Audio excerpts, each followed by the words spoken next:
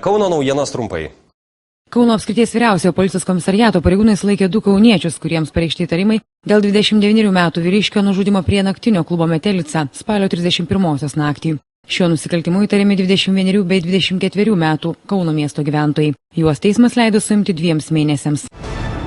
Savaitgalį Kauno apskrities vyriausiojo policijos komisariato pareigūnai padirbėjo iš peties ir sulaikė 2 Ukrainos piliečius, gabenusius kontrabandinės cigaretės. Su ukrainietiško pavyzdžio banderolėmis per 2000 pakelių cigarečių LM buvo paslėpti Mercedes-Benz markės automobilio stoge. 2 vyriškiams dabar gresia bauda nuo 10 iki 20 tūkstančių litų su turto konfiskavimu.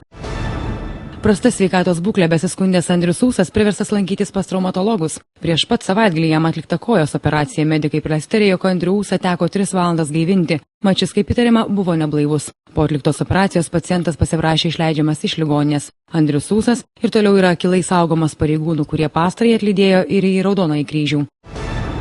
Nusikaltėliai nesirenka dienų, kada įvykdyti sukčiavimo planą. Štai savaitgalį vidury baltos dienos 11 valandą. Į 90-mečio namus paskambinęs vyras ir pranešęs apie anūko nelaimę, iš senolio išviliojo 2000 litų. Nors apsukrus sukčius prieš tai pensininko prašė atiduoti 1500 litų.